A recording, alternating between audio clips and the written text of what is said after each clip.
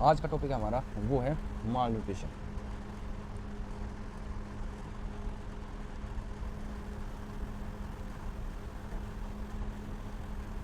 कि भाई न्यूट्रिशन पूरा नहीं है, प्रॉपर नहीं है, तो माल न्यूट्रिशन आप पढ़ेंगे। तो इसके सबसे पहले देख लेते हैं इंडिकेटर्स क्या क्या हैं जो अपने माल न्यूट्रिशन को इंडिकेट करते हैं। तो सबसे पहला अगर एक्यूट के लिए देखें आप कि भाई एक्यूट माल न्यूट्रिशन है या तेरे क्रोनिक के लिए देखें तो भाई बहुत लंबे समय से माल न्यूट्रिशन है, ढंग से प्रॉपर न्यूट्रिशन नहीं है। तो एक्यूट के लिए तो होगा कि डिक्रीज हो जाएगा वेट फॉर हाइट, हाइट के हिसाब से क्या होगा, वेट कम होगा। तो इसको क्या बोलते हैं आप, वास्टिंग है ना। और अगर हाइट कम हो, और क्रोनिक से क्या है कि हाइट कम है फॉर एज, एज के हिसाब से, तो इसको क्या बोलते हैं आप, स्टंटिंग। ये क्या किस में देखने को लगा अपन, क्रोनिक, क्योंकि हाइट कम है एज के हिसाब से।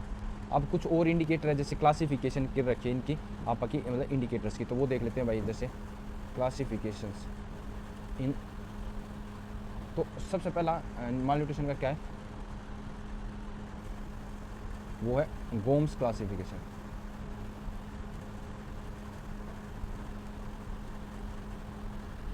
जैसे गोल क्लासिफिकेशन क्या है, ओल्डेस्ट है, ओल्डेस्ट क्लासिफिकेशन है। और ये किसके लिए क्या बेस है, इसमें भी वेट फॉर एज का है, कि एज के हिसाब से वेट क्या है, ठीक है। तो ये हो गया अपनी गोम्स क्लासिफिकेशन। दूसरा जैसे अपना IAP, इंडियन एकेडमिक पीडियाट्रिक्स वाला, तो उसके हिसाब से क्या है, इसमें ले रखा है इनने वेट फॉर एज एंड उसके साथ में एडिमा, कि भाई एडिमा भी प्रेजेंट है कि ना, ठीक है। तो जैसे उसमें क्लासिफिकेशन कर दी, फर्स्ट, सेकंड, थर्ड, फोर्थ, है ना। तो 70 से लेकर 80% के बीच में है, 60 से लेकर 70% के बीच में है, 51 से लेकर 60% के बीच में है, जो एक्सेप्टेड है उतना, मतलब वेट फॉर एज के हिसाब से, या फिर less than 50% weight for age है। तो ये होगा अपना IAP के हिसाब से। तीसरा जो आप तो देखते हैं वो होता है WHO का क्राइटेरिया, है ना, उसकी क्लासिफिकेशन के हिसाब से, है ना। तो वो इसने ले रखा क्या, एक तो वेट फॉर हाइट और दूसरा height for age and edema, ठीक है। तो दो हैं इसके पास, वेट फॉर हाइट और हाइट फॉर एज, ठीक है। तो वेट फॉर हाइट है, तो हम इसको क्या बोलते हैं, वेट फॉर हाइट हम पहले ही पढ़ चुके हैं, इसको बोलते हैं आप वेस्टिंग, ठीक है, कि भाई एक्यूट के लिए यूज होता है, ठीक। और हाइट फॉर एज बोलते हैं आप स्टंटिंग, ये क्रोनिक के लिए होता है ना।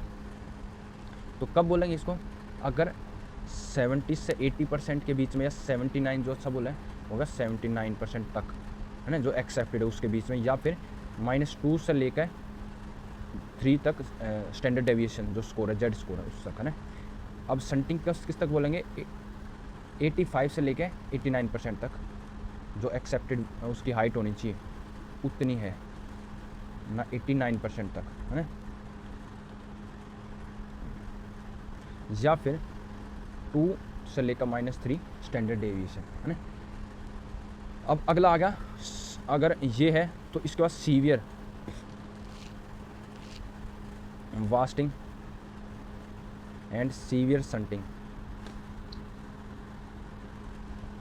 ये होगा इसका, अगर इससे भी कम है, लेस देन 3 स्टैंडर्ड डेविएशन से भी कम है, और इसमें भी लेस देन 3 स्टैंडर्ड डेविएशन, है ना।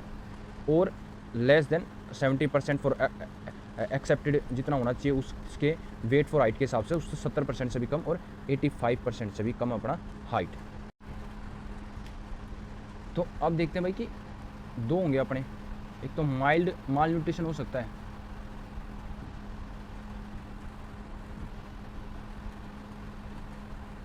माइल्ड माल न्यूट्रिशन हो सकता है, और दूसरा अपना भाई आगे देखें, पहले तो माइल्ड देख लेते हैं। तो माइल्ड में क्या क्या देखने को मिल सकता है भाई, बच्चे की एक्टिविटी डिक्रीज होगी, मतलब लिथार्जिक हो सकता है ना, ये सिम्टम देखने को मिल सकता है, तो ये प्रेजेंटेशन उसका है। रिकरेंट इन्फेक्शन वगैरह हो सकता है, मेनली GIT के,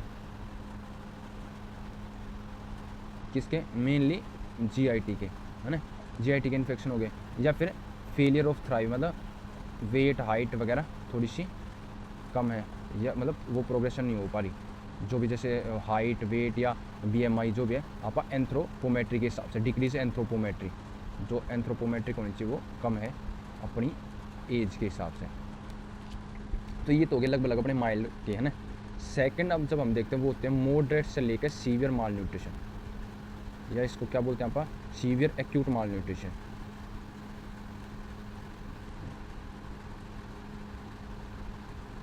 ठीक है, तो ये डेफिनेशन जो हम पढ़ेंगे वो इसकी सीवियर माल न्यूट्रिशन की, वो लागू है 6 मंथ से लेकर 5 ईयर ओल्ड चिल्ड्रंस तक, है ना। तो बच्चा अगर 5 से लेकर 6 महीने से लेकर 5 साल के बीच में है और उसके साथ उसके पास ये कोई भी है, तो उसको क्या बोलते हैं बस सीवियर एक्यूट माल न्यूट्रिशन। कौन सा एक तो अगर उसका weight for a height less than 3 standard deviation या फिर लेस देन 70% है तो, ठीक है, उसमें पहला तो ये हो गया। दूसरा हमारा क्या होगा, उसका मिड आर्म सर्कमफ्रेंस जो होगा लेस देन 11.5 सेंटीमीटर है। और तीसरा उसका जो क्या है, सिमेट्रिकल बाइपिडल, दोनों पैरा में सिमेट्रिकल बाइपिडल एडिमा प्रेजेंट है।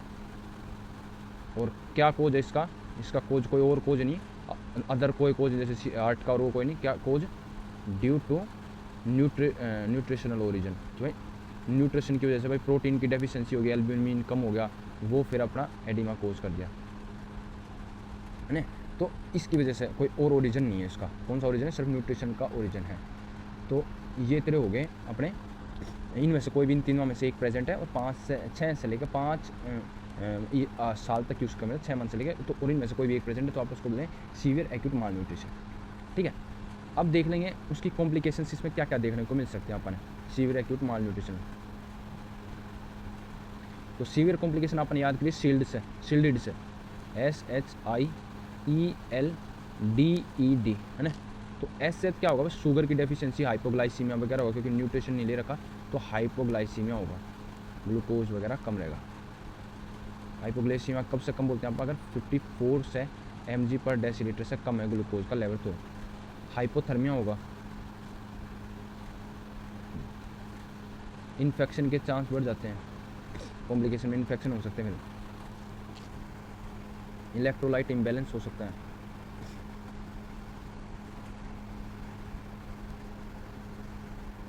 ठीक है, जैसे मोस्ट कॉमनली क्या देखने को मिल सकता है, हाइपोकैलीमिया,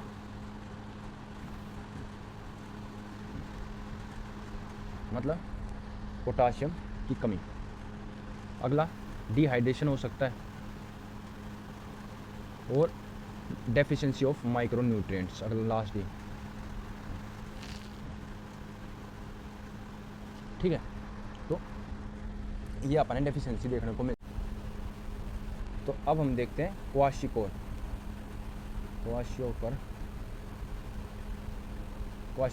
देखते हैं पापा। तो क्वाशिकोर जो होता है वो होता है, इसको क्या बोलते हैं आपा, इसको बोलते हैं आपा फैट शुगर बेबी अपीयरेंस, मतलब ऐसा लगा कि फैटी सा शुगर सा अपीयरेंस है बेबी का, है। तो इसमें क्या होता है, इसमें देखने को मिलता है अपने प्रोटीन की डेफिशिएंसी। किसकी डेफिशिएंसी, प्रोटीन की डेफिशिएंसी अपने देखने को मिलेगी। तो प्रोटीन की डेफिशिएंसी होगी तो हमारी बॉडी में कौन कौन से प्रोटीन है, जैसे एल्ब्यूमिन है वो कम हो जाएगा। एल्ब्यूमिन का मेन काम है भाई ऑन्कोटिक प्रेशर को मेंटेन करवाना, तो ऑन्कोटिक में प्रेशर कम हो जाएगा, जिसकी वजह से क्या देखने को मिल सकता है, एडिमा पूरी बॉडी में जर्नलाइज्ड।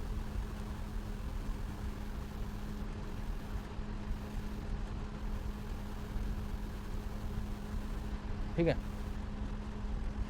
दूसरा जैसे हमारा ग्लोबुलिन्स कम हो गए, प्रोटीन हमारा ग्लोबुलिन्स है तो एंटीबॉडी कम होगी हमारे अंदर, एंटीबॉडी कम होगी तो इम्यूनिटी डिक्रीज हो जाएगी। इम्यूनिटी कम हो गई तो बार बार रिकरेंट इन्फेक्शन हो सके, ठीक है, रिकरेंट इन्फेक्शन हो सकता है। अगला क्या होगा, दूसरा प्रोटीन जैसे फेरेटिन कम होगा। फेरेटिन का क्या काम होता है, फेरेटिन भाई आयरन को बाइंड कर रखता है बॉडी में। अगर आयरन कम होगा तो उसकी वजह से क्या हो सकता है, एनीमिया, बच्चे में क्या देखने को मिलेगा, एनीमिया। चौथा डिक्रीज किसका हो जाएगा, लाइपोप्रोटीन्स। लाइपोप्रोटीन का काम क्या भाई, फैट को इधर से उधर ट्रांसमिट करना है ना मेनली, और इसकी वजह से फिर क्या देखने को मिल सकता है बच्चे में, फैटी लीवर। फैटी लीवर मतलब हिपैटोमेगाली देखने को मिल सकता है, लीवर इनलार्ज हो जाएगा। ठीक है। पांचवा इसमें क्या देखने को मिल सकता है, हमारे एंजाइम भी बने होते हैं किसके, प्रोटीन के, तो डिक्रीज एंजाइम, हमारे जीआईटी के डाइजेस्टिव एंजाइम्स।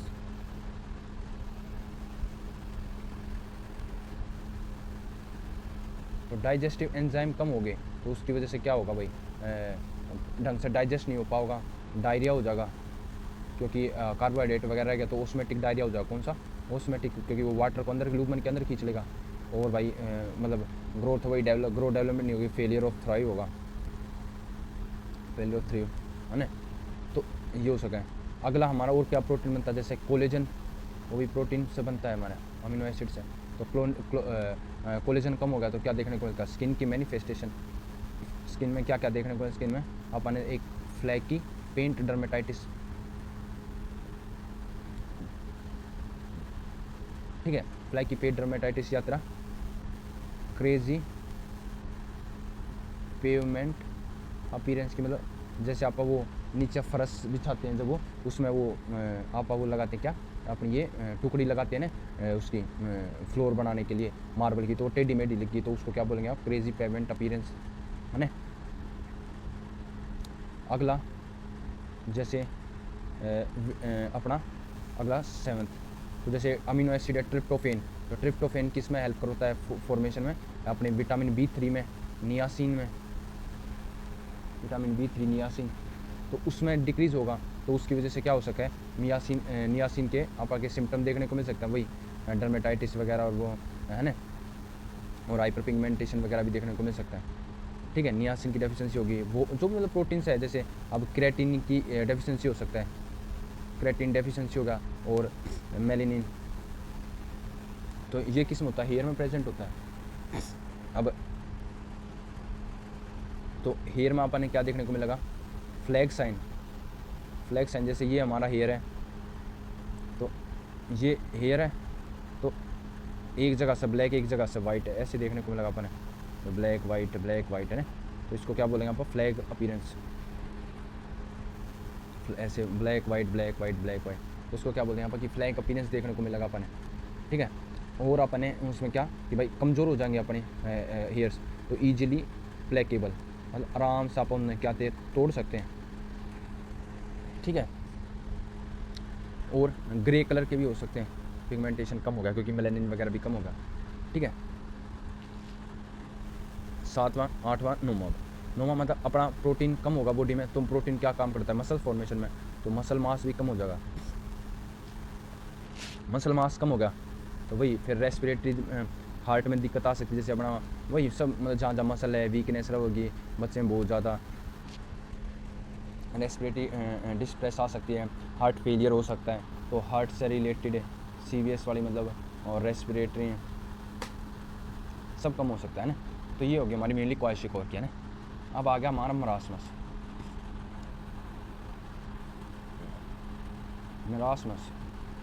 मरासमस में बच्चे का क्या देखते हैं हम, इसको एक बोलते हैं मंकी फेसेस, मंकी की तरह फेस लगा है ना। इसमें क्या दिक्कत है, इसमें है पूरी की पूरी कैलोरीज में डेफिशिएंसी, कि भाई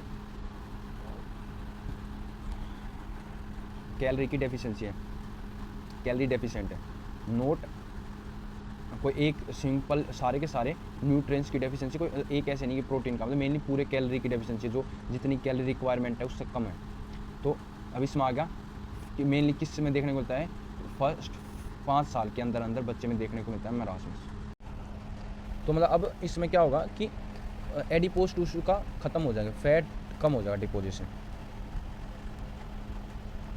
वो कम हो गए, तो आप उन्हें कैसा फील होगा, पीछे से बोगी पैंट, मतलब अपनी खाल लटक जाएगी बच्चे की, मतलब ऐसे फोल्ड से आ जाएंगे किस पे, पीछे बटक्स के एरिया पे और थाई, बैक थाई पे, तो उसको बोलेंगे बोगी पैंट अपीयरेंस। बैगी या मतलब जो खुली खुली पैंट होती है वैसे, जो जिसमें सलवटे टाइप सी आ जाती हैं वैसी है ना। तो ये हो गया मरासमस और अपना क्वाशीकोड। तो अब जो अपना वो देखा गया ट्रीटमेंट, वो ट्रीटमेंट क्या है इनका भाई, तो ट्रीटमेंट है हॉस्पिटलाइज करो। अगला कॉम्प्लिकेशन, जो कॉम्प्लिकेशन है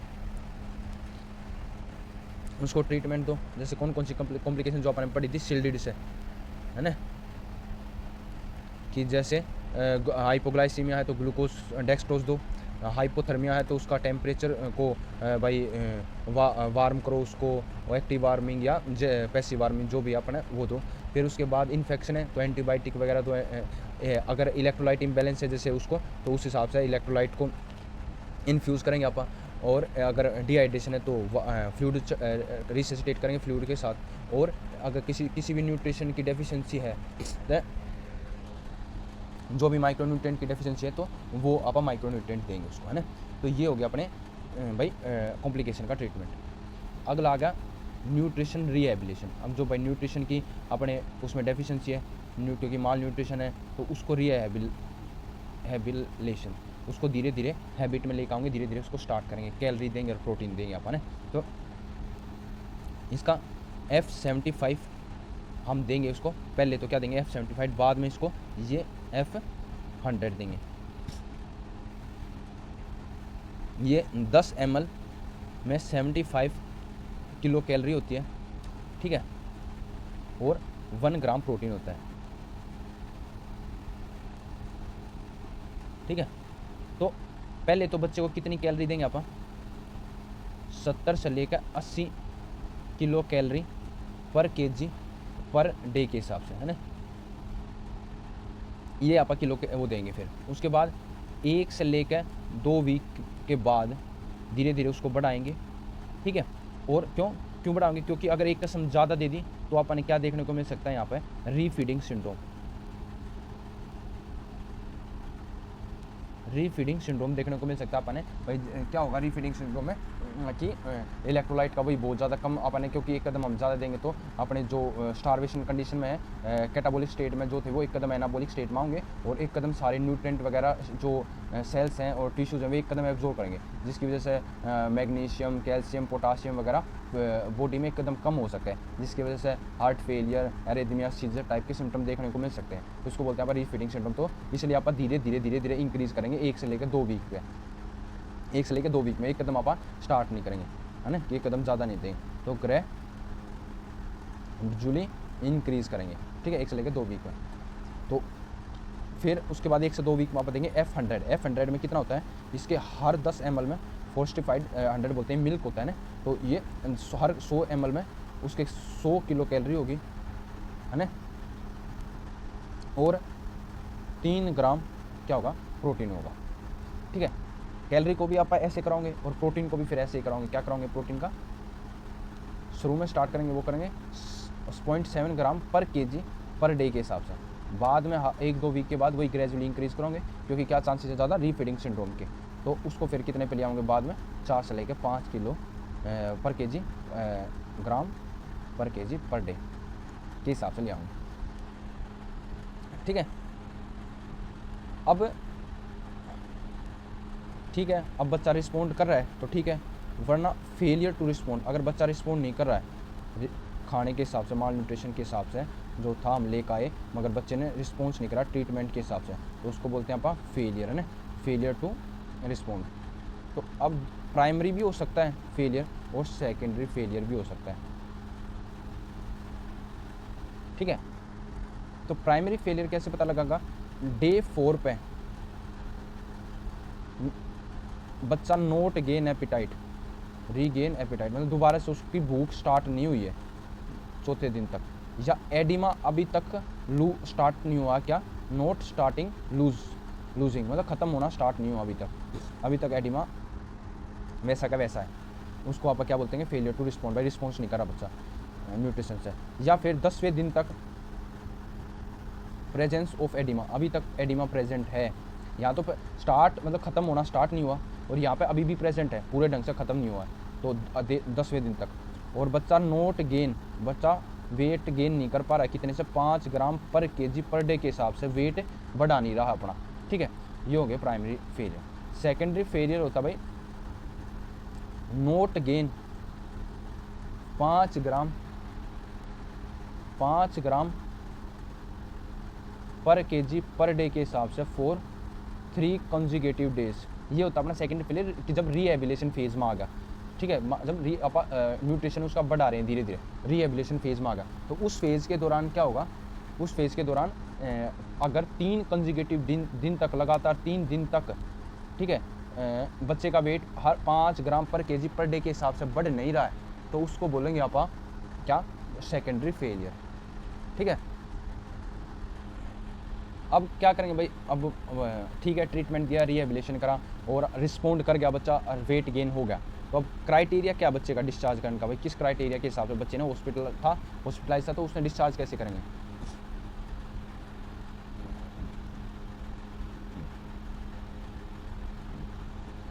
ठीक है, तो उसको डिस्चार्ज कैसे करेंगे, तो सबसे पहला है कि बच्चे का पूरा क्या हो गया, एडिमा लॉस हो गया, ख़त्म हो गया, और दूसरा स्टार्ट कर दिया बच्चे ने क्या, गेनिंग वेट गेन करना स्टार्ट कर दिया है, वेट बढ़ना स्टार्ट हो गया, तो आप डिस्चार्ज करेंगे।